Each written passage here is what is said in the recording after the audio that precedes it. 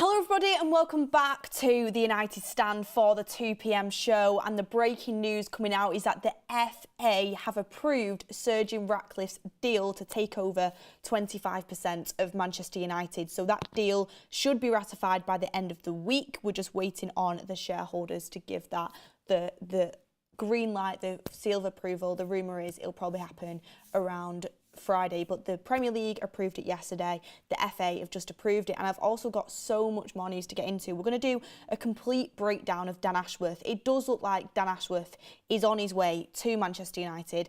There's obviously hurdles that Sir Jim has to jump through, but usually when Sir Jim wants something, he gets it. He's been very ambitious. The rumour is that Dan Ashworth wants to come to Manchester United, and that rumour's been going on for a while. How is Sir Jim going to get him here, and why is Dan Ashworth Sir Jim's top priority? I've been doing a lot of research on this subject, and Dan Ashworth has got incredible credentials, and I think the team that Sir Jim is building, starting off with Omar Barada, who's already in place, hopefully then adding Dan Ashworth to it if everything goes to plan, what it takes to get Dan Ashworth in, what he's done previously, what he's going to bring to the role. I think Erik ten Hag has got a great chance, if he's still the manager come next season and through the transfer window, to be the Manchester United manager that has actually lasted longer than 3 years since Sir Alex Ferguson left over a decade ago. It really is looking good in terms of the structure of the building, and it will be make or break for Ten Hag. But we are building a team that is best in class. Sir Jim is checking boxes. He's proven a lot of people wrong. And I'm going to be honest, everyone get your opinions in the chat, but I'm feeling, it feels weird. It feels strange to be a Man United fan, continually hearing positive news about our owners. And of course, the Glazers are still at Manchester United, which is frustrating. But Sir Jim, the FA have approved it. We've just got to get the official confirmation, but he's going to be an owner of Manchester United. He is an owner of Manchester United. To see him turning up to events, to see him, having his face out as the face of the club, getting involved, but also making strides, being ambitious, not only just saying they want the best in class, but going and doing it and putting things in place this quickly. He's done more in however many months he's sort of been in place and getting things started than what the Glazers have done since they came into Manchester United. So I'm hoping this is the start of, like we said on the title, a new era. I want to be positive. I'm feeling positive. I don't want to speak too soon, but this Dan Ashworth appointment is definitely another step in the right direction. Of course, actions speak louder than words. We had the action with Omar Barada. Let's get this action going with Dan Ashworth as well, because the team that they are building, it's a team that wants to go and win things, and that's what we want in Manchester United. But good afternoon to everybody on the show. Get your chats in, get your super chats in, get your opinions in. I'm really excited for this show. I've got a full breakdown of Dan Ashworth, and if you stay with me on this, and a lot of you will already know about Dan Ashworth, and I know Mark spoke about him, but I'm hoping that you'll leave today's show with a full overview of what Dan Ashworth has done in his career and what he's going to bring to Manchester United, and how that is going to help Erik ten Hag, and how that's also going to dictate the recruitment department in Manchester United, because Dan Ashworth not only is going to hopefully be our sporting director, but he's going to have a big say in overseeing the recruitment, the whole team at Manchester United. It's not just a one-man job. So, and who could he bring in off the back of that? He's got great contacts. We're going to get into it all. But just to kind of start off with the current news coming out surrounding Sir Jim Ratcliffe and his official takeover of Manchester United. It's coming from Ben Jacobs, who we love here at the channel, that the FA have approved of Sir Jim Ratcliffe / INEOS's 25% takeover of Manchester United. He then said nothing can be finalised in relation to Sir Jim Ratcliffe's 25% acquisition of Manchester United until after the Class A share tender closes at the end of this week. And then he had a little update from Sam on this as well. And the update from Sam, who you will know here at the United Stand, is that the offer to A-class shareholders doesn't close until the end of the week, so hoping to have everything completed next week. So it is going to be completed now if all goes to plan. Premier League have approved it, FA have approved it. We know this is going to be ratified and approved. Let's get things cracking. We could see Dan Ashworth appointed very, very soon. It all depends on how Newcastle take this. They are awaiting a formal approach from Manchester United. There hasn't been a formal approach yet, but they are awaiting that. But Sir Jim and Dave Brailsford have been in talks about Dan Ashworth for months. Romano put this out there months ago. Other reputable journalists put this out there months ago. There's no smoke without fire. These conversations have been going on for a long time. And like we saw with Omar Barada, I feel like the Sir Jim and Dave Brailsford and INEOS approach is to do all the talking behind the scenes, and then it starts to leak out when it's going to happen. Like Omar Barada literally came out of nowhere. Dan Ashworth, we've heard mumblings, but I'm hoping because it's all started to come out now, like everybody's putting this out there, all the reporters are on this right now. I think it has to happen, and I think it will happen. It's just what we pay Newcastle in compensation, whether you'd be happy with that, but I've got a lot to say on that. We're going to get into it. So the next thing I wanted to bring in, and afternoon to everyone in the chat, thank you for getting all your comments in. The next thing I wanted to bring in, and this is coming out from the Daily Star, and I mean other outlets are saying that Manchester United will probably have to pay Dan Ashworth compensation. He only just started his role at Newcastle really since the Saudi-led takeover, and they kind of swept him up from Brighton. There was talks that Manchester United potentially even wanted to go to him then, but obviously we're not a very well-run club and everything's all over the shop until Sir Jim's come through the door. Dan Ashworth has apparently got close relations with Sir Dave Brailsford. The rumour is, again, no smoke without fire, that Dan Ashworth would want to join Manchester United. It's the sleeping giant. It really is the sleeping giant. And if you can come into Manchester United, especially with the new FFP rules, I think he's going to have more spend with Manchester United unless the FFP rules get changed, because obviously we have a higher turnover. Newcastle, they have the richest club in the Premier League, but they're one of the richest clubs in the world. But when you look at Newcastle with the financial fair play, they're struggling because of these rules. So you're going to have, I feel like, more money to throw about. Not that he necessarily needs a lot of money, but all the big clubs need money. City have had money, Liverpool have had money, Arsenal have had money. All of them have had different budgets, but you need money to operate. Manchester United have had money over the years. We've just spent it terribly. Dan Ashworth actually knows how to spend this money. And also, we are one of the biggest clubs in the world. And we are a sleeping giant. You know what they say, when Manchester United comes calling, we still have that slight pull. Not as much as we used to, but we still have the Manchester United pull. It's just whether Newcastle are going to make it difficult for Dan Ashworth to leave. I think they will, but I think they're going to have to come to terms with it. But the report is that Man United will have to pay Newcastle $6 million in compensation. $6 million compensation. All I would say to this is literally like pocket money for Sir Jim Ratcliffe. He said it before, he's not going into this to take money out of the club. He's not going into it for financial gain. He's going into it because he's a businessman with a project, and ultimately, obviously, he's going to want to get something out of it, but he loves the club and he wants Manchester United to be great again. And not only is it just his love for the club, but what we've been told is that he sees this as a project and he enjoys this as a project. He's going to put money into the club. Obviously, there's only so much he can do because of financial fair play, but $6 million for Sir Jim is literally like pocket money. So we can pay this very easily. And also as well, if you'd be bothered by $6 million, all I would say to you is the amount of money that Dan Ashworth's probably going to save us in the long term by actually completing deals that work for us, deals that are financially work financially, but also give us something back on the footballing side of things. I mean, how many bad transfers have we had that are ridiculously overpriced? I mean, how much did we pay for Lukaku? How much did we pay for Anthony? How much did we pay for Di Maria? How much did we pay, I mean, not transfer fee, but in wages for Alexis Sanchez? How much money have we absolutely poured down the drain over the last decade and for a number of years on players that haven't performed on the pitch and haven't been good deals? Dan Ashworth's going to get us good deals. He's going to find good prospects. He's going to build a recruitment team that know how to get up-and-coming prospects so we can make them into our own stars. And I'm going to bring quotes and all the kind of background on this later on in the show. But $6 million it's easy. And I know what you're saying, pocket money. Okay, yeah, it's $6 million.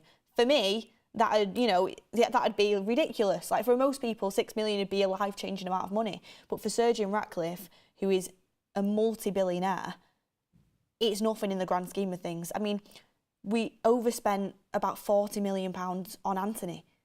$6 million is nothing in terms of what he's going to give you back in the future. Someone that's going to change the way that we run our football club. And I'm not using that lightly. change the way we run our football club, because a big reason, in my opinion, and a lot of other United fans' opinions, why we've been so unsuccessful for years upon years upon years on end is because we have done terrible recruitment after terrible recruitment after terrible recruitment, and recruitment is such an important part of football, an important part of building a winning team, and our recruitment's been terrible on average, it really has. And not only that, is we've brought manager in, buys their set of players, sacked. Manager in, buys their set of players, completely different, sacked. So you end up with this convoluted squad with completely different ideas, and we've never actually put a team in place that's going to get behind a manager and get behind a philosophy and is going to build a football team for the long term under the same philosophy, under the same vision. Dan Ashworth will change his football club coming in, not a man on his own, but with a team of Omar Barada and hopefully, you know, other good appointments that we've been looking at and people we've been looking at that are best in class. And do not get it twisted, Dan Ashworth is best in class. Looking at his background, Omar Barada is best in class. So this is really exciting, and for me, 6 million, I would be absolutely happy to pay that for someone that's going to save us millions of pounds in the long term as well. Nick Cantor has said, Beth is right. Thank you, Nick, for your super chat. Javier G says, easy money, Beth. Thank you very much. Also, just a kind of a quick detour, because I feel like I'm getting straight into the show because I'm so excited for it. Happy Valentine's Day, everyone. You are all my Valentines today. You are all my Valentines, and happy Valentine's Day. Even if you are not in a relationship with, you know, a romantic partner, you can still celebrate it platonically and with us as a community here on the United Stand. So happy Valentine's Day to everyone celebrating, whether you have someone you're going home to tonight, whether you don't. You know, it's the day of love. Doesn't mean romantic. It doesn't have to be romantic. It can be for anyone. So love you all in the chat, and as a community, happy Valentine's Day. Get in your Valentine's Day plans as well. For me, the best Valentine's Day present is, you know, that I'm going to receive is the fact that, you know, we actually could be landing another coup, another huge coup. I mean, City are our rivals, go and take Omar Barada, and you could see Pep was visibly frustrated by it. He didn't say it, but you could tell. He ruffled his feathers. Like, he knows he's so well regarded in football. Like, everybody was talking about how much of a coup that was. And now to go for another one of our rivals in Newcastle, who they've just brought in, Newcastle will be gutted. And Newcastle fans can say they don't care, but it is a huge loss. And all I would say is, who's that team they call United? Have you seen that photo they always do? Dan Ashworth, if we get him in, it'll be huge. I mean, I don't want to say it too quick because it might not happen, but it's great that this is the person that we're targeting and we're trying to get. But let's get into more of the show with you guys. So yeah, for me, 6 million you have to pay. If you don't want to pay that, I mean, come on now. It's ridiculous, the amount of money we've lost over the years, the amount of money that he will save for us. Also, another reason why we are getting the likes of Omar Barada and Dan Ashworth in is because people say, you know, Sir Jim has a lot to prove. That is true. And I at first was dubious, but he's proven a lot of people wrong. You don't go and get the likes of Omar Barada from the City Group and Dan Ashworth without an outlined plan of how you want to win and how you want to compete. These are winners. These are people that want to work at the highest level. You can't just come into Manchester United and Sir Jim says, well, I've got you now. I'm not going to actually fulfil any of the plans that I wanted to do about winning on the pitch. They will be given detailed plans about what their role is going to be at Manchester United and how Sir Jim wants to get us back to the top and how we want to win. You know, it's really good signs that we were able to potentially get these people in. And Dan Ashworth wants to come to Manchester United. Omar Barada wanted to leave City, the most successful club in the world at the moment, to come to Manchester United. Sir Jim, he's not just going to ditch this plan to make United great again as soon as these come through the door. He's going to have to fulfil it. And there is a clear vision behind the scenes, obviously, of where we want to go. And we want to do this with building a team that is working in cohesion. And Dan Ashworth, I think one of the things that is to lure him away from Newcastle that we have used is, you're going to have a say in who the head of recruitment is going to be. You're going to have a say in building the recruitment department. You're going to have a lot of control at Manchester United, and I think that's a good thing based on his background. And working as a team unit is something that Manchester United haven't done. There's been rumours around Manchester United that there's no communication between different camps. There's no communication between different levels of the club. do not, like, the upgrade from John Murtough to Dan Ashworth would be absolutely huge, and we're finally looking like a club that wants to compete, that's at the top level. We're not there yet. It'll take years for us to get there. I'm still a firm believer. These people aren't going to walk into our football club and overnight we're healed. It's going to take years, I feel like, of the process. But it's the first step of many, and that's what's important. Old Trafford is awakening now, and we could actually finally start to use our power and become the club that we have to be, that Manchester United resembles, and it's exciting times. It really is. But I mean, on the Dan Ashworth having influence over the appointments within the recruitment department, Rob Dawson put out there that he is a big admirer of Sam Jewell, Brighton's head of recruitment. Obviously, he's worked at Brighton previously. Sam Jewell coming in the door, getting the comments what you would think. To me, I think Brighton have recruited very well. And the way that they turn over young talent after young talent from leagues and teams that you've never heard of before. I mean, you've probably heard of the leagues, but teams and players that you've never heard of before, and they come into this Brighton team and they get given a chance, and they come onto the scene and they look incredible. I think that's something that is admirable. Like I've said, Man United obviously need to be going for big signings, and we need to be going for players that are at the top of the game. But what we also need to be doing, that we've massively missed out on this market for so long, is bringing in unknown players and them becoming stars at Manchester United. Our own Casado's. Casado's gone to Chelsea and he's not having a good time, but what he did at Brighton, our own version of that, our own Matoma, them sort of players that are coming through the ranks, and I think that's what's really important. There's also a kid at Brighton that came through, Paraguayan, I forget his name, the chat will tell me. Paraguayan is injured, but he was really important to them. It's on the tip of my tongue. Who was it? Attacking midfielder. Who is it? I can't remember it now, but another one that they've brought through that looked, Enciso? Is that the one? Enciso? That's what he's called. Yeah, Enciso. He looked great before he went injured, but that's another player that they've gone and got, and nobody really knew of him, and he's become a player that I think is going to be another like 60, 70, 80 million pound player for Brighton. Even Evan Ferguson, like, obviously Irish, and it's just come up through the ranks, and it looks like he's going to be another 100 million pound player that Brighton end up getting rid of. Like, Brighton know they're going to sell these players, but they bring in players and they make them into stars.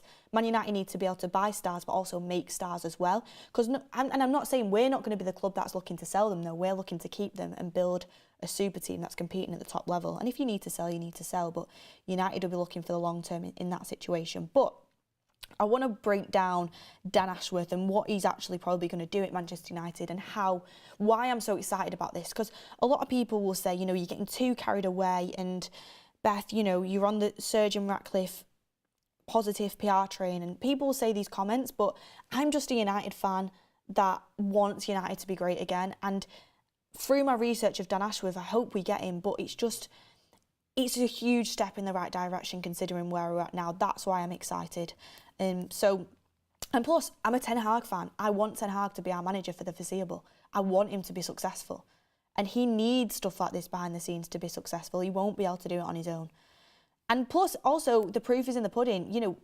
If Ten Hag is the guy that starts working with Ashworth, Brailsford, and the Omar Barada, the team that Sir Jim Ratcliffe puts together, and he still isn't able to cut it, then don't you? But at least give him that opportunity. But like I said, Sir Jim's slowly assembling this team he's already got Sir Dave Brailsford, who's obviously been massively successful in his career, Jean-Claude Blanc, who's massively been successful in his career on the board, Omar Barada and his CEO, now potentially Dan Ashworth, then ahead of recruitment. It's all starting to fall into place. But I want to talk about Dan Ashworth and just his history, and get in the chats your thoughts on what I'm saying here, and hopefully we'll be able to kind of all learn together. I mean, a lot of people already know this, but I want to go into detail. So,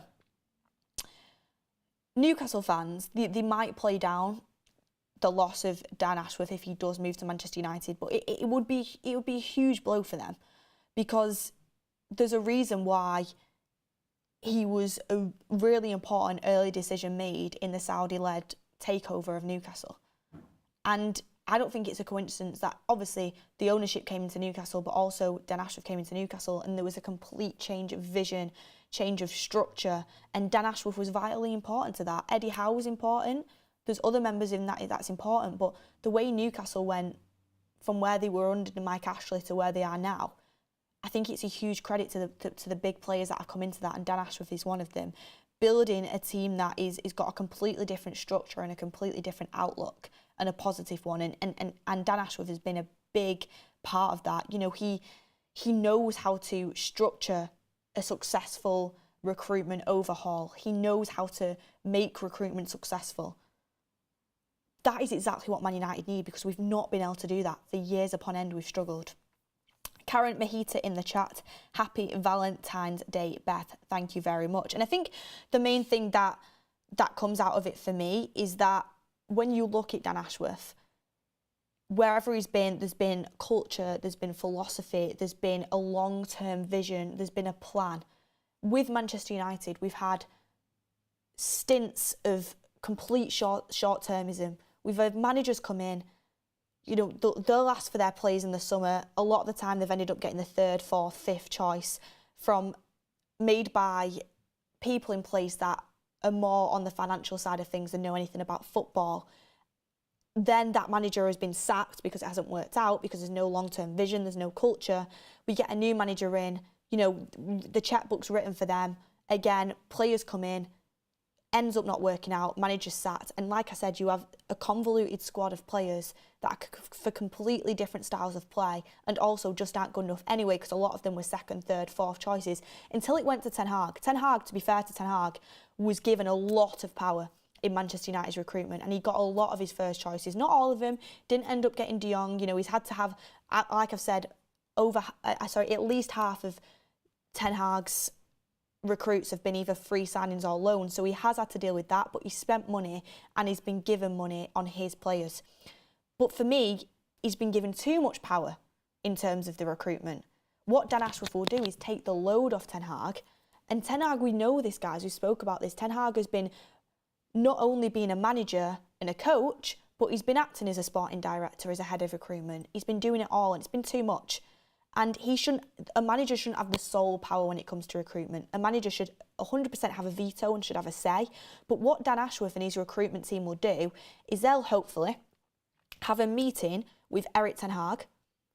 Ten Hag will completely lay out his philosophy, his style of play, and what his vision is for this football club and how he wants to win.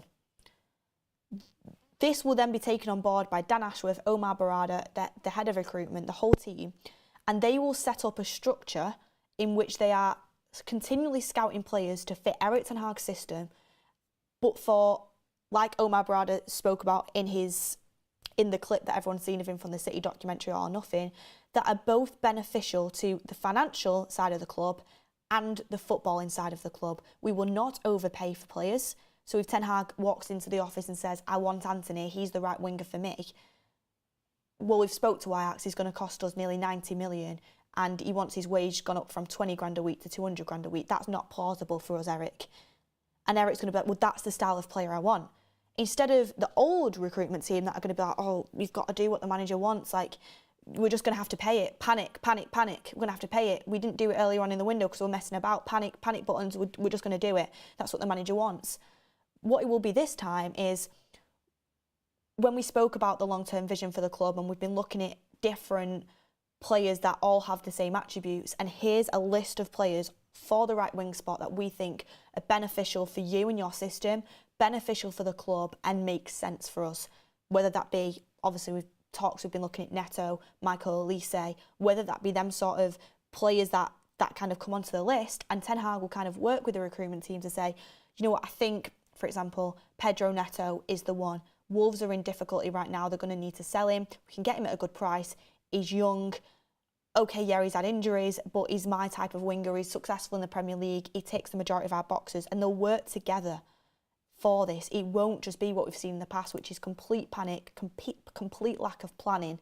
With the team that Sergio is building around, there's going to be planning involved, a long-term vision, and therefore you're always building up to something. Everything's running in cohesion from the youth team to the senior team, everyone across the club, and the communication will be in place. So everything will change. And that's not just down to Dan Ashworth, of course. It's down to everything that Sir Jim's put in place. But in terms of what Dan Ashworth will do at Manchester United, again, he's a long-term friend and associate of Sir Dave Brailsford. That came out from Stephen Railston at the MEN. So he will oversee the entire footballing department of Manchester United, like I said, outline a long-term vision, the philosophy of Manchester United, and work with Ten Hag. What he's done in his early days he's obviously been well known for what he did at West Brom to assist the youth team manager. Also, the big thing, what happened with Dan Ashworth was when he went to the England, he was appointed as the FA Director of Elite Development to help develop the English DNA. The same philosophy as what the senior team had at England, all the way down to the youth teams.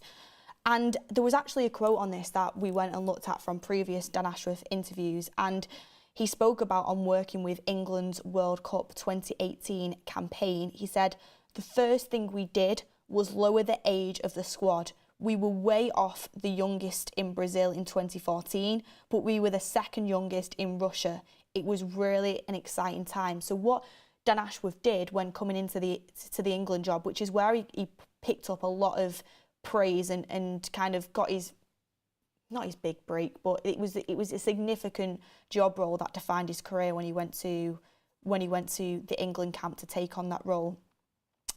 He structured the youth team so it was the complete same philosophy all across the youth teams up until the senior team. He did it across all of the teams at the FA, and he built up a long-term vision.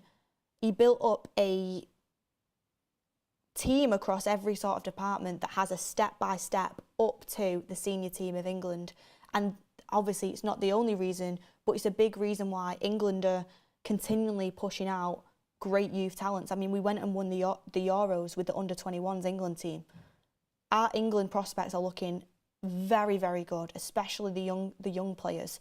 So to kind of work on that and lowering the age and bringing players through to help them get to the senior team at a young age and doing everything to prepare them for that and having a big focus on youth is huge, especially when you look at what Manchester United are building right now with the likes of Højlund, Garnacho, Kobbie Mainoo, and Carrington's never looked so exciting, really. It's been a long time since it's looked this exciting, and there's other talents coming up through the youth now. Harry Armas is another one. Shea Lacey people keep talking about. So it's good that that's been a focus of Dan Ashworth, and that's sort of been a plan for his vision. He also speaks in the article about having a clear pathway for the youth players at the England team, and everything they do is so they can have the best chance of being successful as a senior player, and I think that's really important.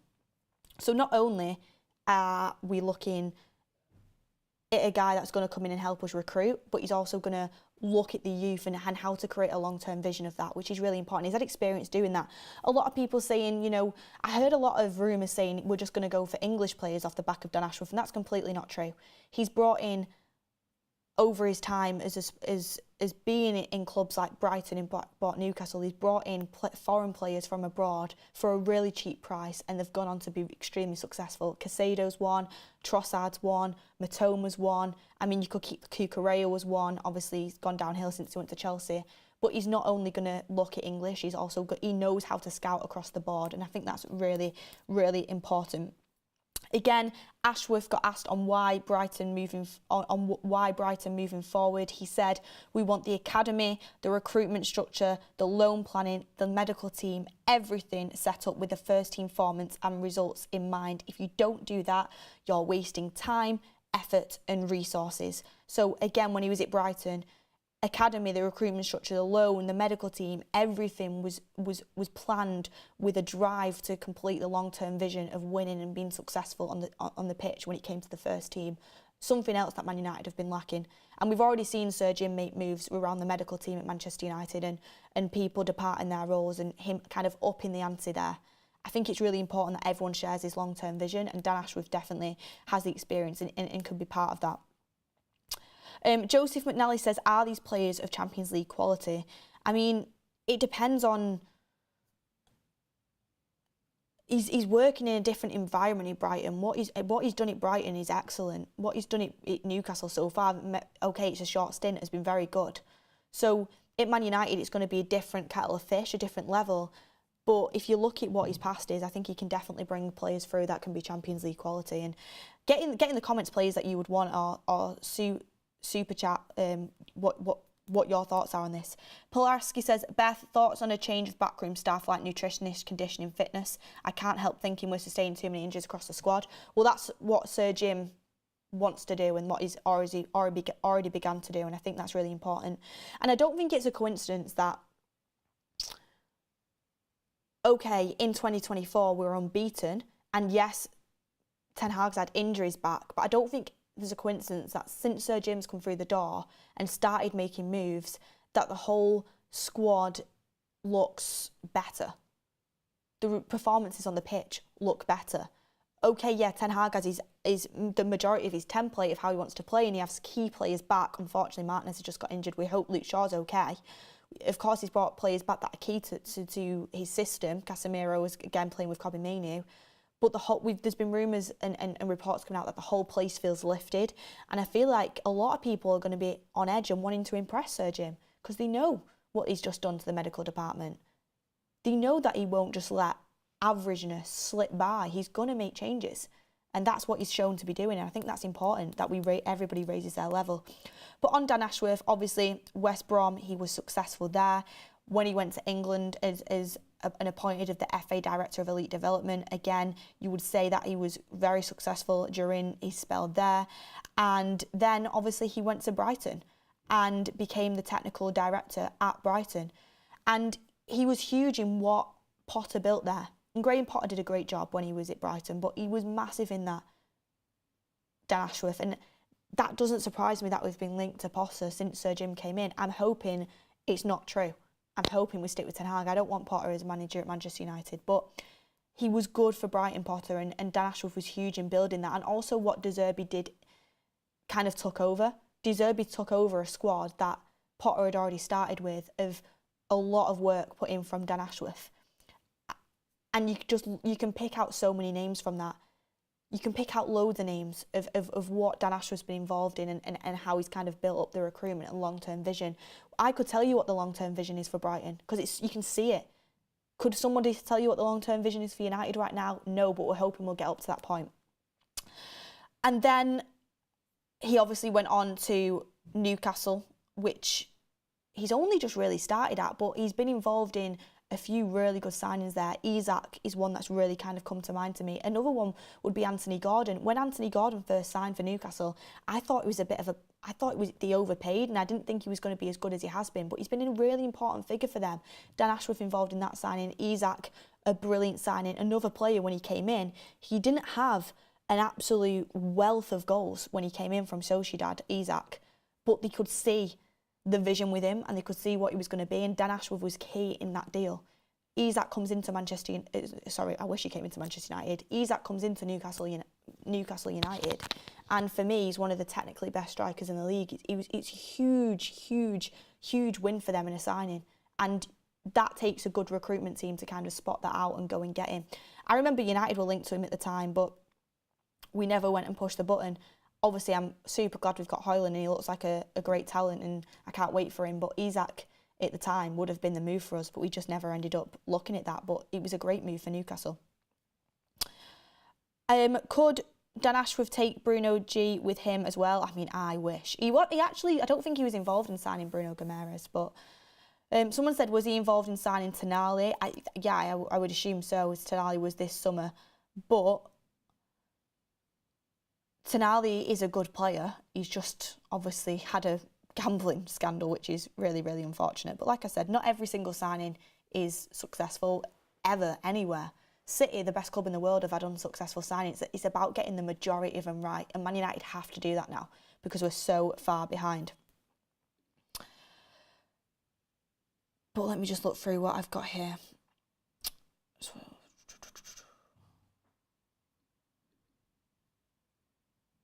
But yeah, with Dan Ashworth, like I've said, his background in what he's done at Brighton and what he's done at Newcastle, it's huge, and it's absolutely huge into what Manchester United need to be doing in the future. We have had a culture of overspending on players, overspending on contracts, going for the wrong kind of players. Dan Ashworth and will be the start of completely negating our way from that culture. The culture of short-termism will be leaving Manchester United, and we're going for long-termism. And what I would say is things won't happen overnight, but they will happen eventually. And that's the most important thing. You can never win the race if you never start it. And that's important. When you start a marathon, you don't finish it straight away, do you? It's a long process, and you've got stints in there where you've got to conserve your energy, you've got to look to the long term, and you're building yourself up for that final finish at the end, that sprint finish where you go and get across the finish line. I would liken that to what Manchester United are right now. We are at the start of a big, big, big marathon, and 30 seconds into the marathon, a minute, 10 minutes into the marathon, you're thinking, this is a really big uphill battle for me. But we've got a long way to go. You're not going to be winning the race 10 minutes in. You don't win at the start of a race, and that's where we're at right now. That's how much Man United have been depleted after years. Starting this race with Omar Barada, Dave Brailsford, Dan Ashworth, it's going to be a long-term thing. But the more you go on, the closer you get to that finish line, we can get up there with the top clubs, hopefully at the end. And finishing the finish line of the marathon is ending up competing with the top clubs, and that's where we need to be at. It's going to take a long time to reverse years and years of poor decisions and bad recruitment on this club, but you can't win the race without starting it, and that's really important. This is the start of it, and that's important.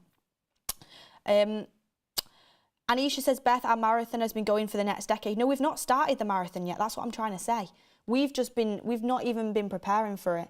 We've been eating takeaway after takeaway, not doing any work in preparation. We've not been doing any practice. We've been doing no practice runs. We've been sat on the couch, slobbing out, eating the takeaways, and we've just been letting our body completely just kind of rot.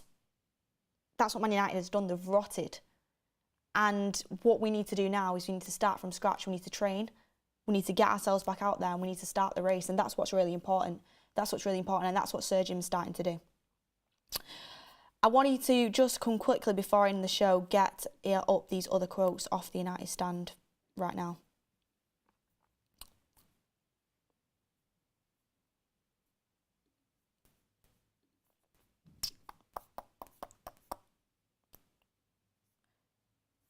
Okay, here we go.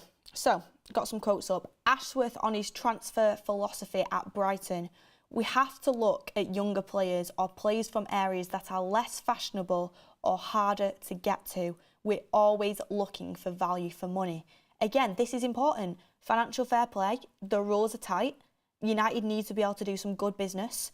We're not in a position where we can go and spend 90, 80, 100 million on players and them not work out like we've done previously. Our signings, because we've spent so poorly in the past, they have to work now. So looking for younger players, again, that's huge because you want to be planning for the long term. And I think having a young squad's really important. I mean, look at Arsenal. They're one of the youngest squads in the Premier League and they're doing fantastically well. They say youth can't win trophies, but it can for a start. You need that experience, obviously. But what you need is you need to have that. You need to have a team that can play for you for the future. You need to always be looking at the future, and that's really important. And like you said, areas that are less fashionable or harder to get to are looking for value for money. That comes into what you did at Brighton. You know, nobody knew half of the players that came in from Brighton before they came in and started doing brilliantly for them. Bringing that to Manchester United is super important. I can't highlight that enough. We need to be picking up our own little gems and making them into star players at Manchester United. He says, at Brighton, we value the in-possession qualities of our defenders more than some other clubs might. So whether we're buying a player, training a youngster in the academy, finding a coach or loaning out a player, we think about getting the most from our defenders when they have the ball. And this highlights what I was talking about before, about a long-term vision and the meeting that Dan Ashworth will have with Erik ten Hag and the whole recruitment board, the whole recruitment team and the board of Manchester United. Ten Hag will lay out his vision. he also happens to like defenders that are great in possession. Most top clubs and successful clubs do now. It's all about, you know, playing out from the back, and that's the way that teams want to play. But Ten Hag's huge on it. That's why Martinez was a massive priority for him. That's why he's liked Todibo, and it's a big thing for Ten Hag. So what I like in this quote is Dan Ashworth, first of all, as a sporting director, knows exactly what Brighton they are valuing in their defenders and what skills and what attributes they want. But not only is he looking at that in terms of buying a player, but he's also looking at it in the academy, coaches, loans. How are the defenders going to get the most experience on the ball, and what defenders have the best attributes in that department? Who can we go and look for to recruit, to bring in, that has these attributes? And that's important across the whole club. You are ensuring that you're building a squad of players across all departments and across the youth teams and in the first team that have the attributes of what the manager wants, and that makes a seamless transition. Ten Hag will then know that when he needs a player, there's players in the academy that are learning his style of football and that have his attributes. When he needs a player, he can go to the recruitment board and say, look, I need this sort of player, but they already know what type of player Ten Hag wants. And that's what United haven't had. They haven't had it. And this is what he can bring in, and that's why it's so crucially important. This is what the likes of City have. This is what the likes of Liverpool have. This is what the top clubs in the world have, and why they're so successful. It's why they're so successful. I mean, it's super important that we have this cohesion, and we've not had it for a long time. And a lot of people, they look at what a sporting director actually is at a club, and people think, oh, he's just involved in the deals of bringing players to Manchester United, but that's not the case. He will look over the whole footballing department, not only the recruitment, but also the vision of what the manager wants, how he wants to play football, and how that is implemented across all foundations of the football club. So it's super, super important. It's something that Manchester United haven't had since, I would say, the David Gill days and Alex Ferguson. They just haven't. We're in absolute shambles, and that's why, like I say, we're a sleeping giant. We've got so much potential, but we've been hindered by poor planning behind the scenes and not having the right people in place and not having best in class in place. So this, again, it massively excites me. And it's huge that he's already been... This is an interview that was done a long time ago when he was at Brighton. So, you know, he's learned even more from that then. So it's massive. It is massive. And he talked about on the England setup again, even just a bit of structure brought a great deal of success. We became world champions at under 17 and under 20s, European champions at under 17s twice, and once under 19s. The under 21s got to a couple of semi-finals, and we won the Toulon tournament 3 years on the trot. And since then, obviously, we went on to win the Euros as well at England. He made a huge difference there. Again, not only just looking at recruitment, but looking at the youth setup as well, which is super important. It's part of Manchester United's DNA. And the fact that we've already done some work on Carrington and invested for the future in Carrington recently. I think in Ollie's time, we started to kind of set plans out with the academy in Carrington and how to kind of take it up a level. And some of that's coming to fruition now in the likes of, you know, you've seen Kobe Mainoo come through, Alejandro Garnacho, Willie Kumbuala, Dan Gore. There's other players there that are looking really exciting. Harry Armas is training with the first team now. We want to continue to build off that, and this is a guy that's had massive experience in it. So Dan Ashworth, for me, this is why I wanted to kind of come on the show and just explain, he's not just a name that's flying around that people like, new toy, get him in, exciting, you know, sporting director. The people aren't just looking at these kind of buzzwords and being like, yes, get him, with no background on what he's actually done. If you research what Ashworth has done across his career, from West Brom, then to England, then to Brighton, and then to Newcastle, you'll have seen his vast experience in all levels of football and across all different departments. Excellent recruitment at Brighton, some good recruitment at Newcastle for sure, but also working with youth and how to create a cohesive long-term vision across all of his jobs. He's been around the block, he's got great connections, and I just think it's super exciting. But what would you think about if Dan Ashworth was to bring in Sam Jewell, Brighton's head of recruitment? Because even since Dan Ashworth left, they've carried on recruiting well, Brighton. And I think that shows, again, Dan Ashworth's influence and his connection with Sam Jewell, who has obviously had a huge part of that being Brighton's head of recruitment. They've still recruited well since Dan Ashworth left, and that's another reason probably because Dan Ashworth's built a good recruitment team there at Brighton along with the Brighton owners. It's not just him on his own. But I think that'd be a good coup as well. I'd need to look more into him. But from how I see Brighton recruit, I mean, who's managed to sell the most, who's managed to make the most profit off players in the Premier League in recent years, selling to other Premier League clubs? It has to be Brighton. You have Casado go for over 100 million. McAllister had a release clause, but he's another player that was a great signing for them that ended up going to Liverpool recently, is doing well for Liverpool. You've got Cucurella, who they made massive money on. I'm very sure they're going to make huge money on Evan Ferguson. So it's something that I definitely look into.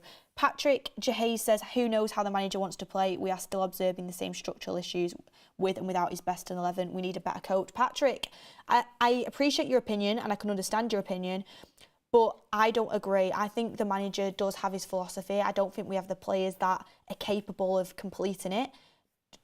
I understand your argument, he should be able to coach it all the way down, but I spoke about this in another show. I think Ten Hag he's so picky on how he wants to play and having the right players there to do that. Playing out from the back, having left footer as your left-sided centre-back. Luke Shaw's huge in that. Martinez and Luke Shaw have been injured. That's massive. Obviously, the goalkeeper was a big thing for him. He's starting to kick on, finally. But I do think with Erik Ten Hag, he's got a couple of signings wrong, which has hindered him. But also, it's a squad game. He's not got the depth. And I think the recruitment hasn't been as good as what we would want. So hopefully with this team coming in, I think Ten Hag deserves the right to work with this team. We've seen glimpses of where he wants to go in recent games. I think he deserves the right to at least work towards that with a team around him. And I think Sir Jim will give him that chance. But we'll have to see how we do across the season, because look guys, we've had a good start for 2024. We're unbeaten in 2024. We're hearing some good news coming out around Sir Jim and the official announcements and getting in a sporting director finally. And it's been a good year so far. Omar Barada, another one, great appointment. But every game now, like Erik Ten Hag says, is a cup final. We can't take our foot off the gas. We are in a hunt. We are in a dog race for top four. I don't personally think we'll get it, but fifth choice could also be up for grabs for Champions League. It's huge when it comes to the budget of what Ten Hag can spend in the summer, and also whether Ten Hag gets the summer. I think Champions League is massive, FA Cup run is massive, so not beating Luton at the weekend, it doesn't mean anything what we've done against Villa if we don't beat Luton, and Luton is a tough ground to go to. Rob Edwards is doing a fantastic job.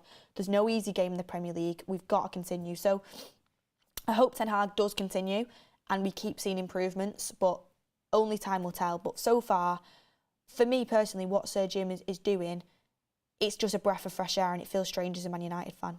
And I think it's because we've been so kind of restrained through the Glazers for so long that seeing someone actually make a positive impact it's massive to us, because we're so used to everything being negative. But look everyone, that was my show regarding Sir Jim Ratcliffe coming into Manchester United officially, how big of an importance a good sporting director will be and how good Dan Ashworth would be for this role. He would be great. And I know Matt spoke through some of the signings he'd made on the morning show, so I'm not going to go through them.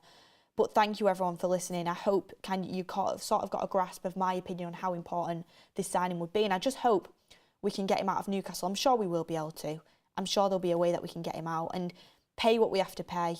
The amount we've overspent in recent years, just pay what we have to pay to get somebody in who knows what he's doing and can take this football club to the next level for years to come. Patrick says, so we have a coach who can only coach his best 11 and the players he wants, nobody else. In a way, I think yes. And I'm not saying he can only coach players he wants in the best 11. I'm saying he can coach players that have attributes that suit his philosophy. For example, Diogo Dalot, great technically on the ball, always had potential to become a good technical fullback. I think Ten Hag's coached him excellently well. He's developed highly. He's the first manager that's actually properly profiled Scott McTominay and got the best out of him. He's overplayed him.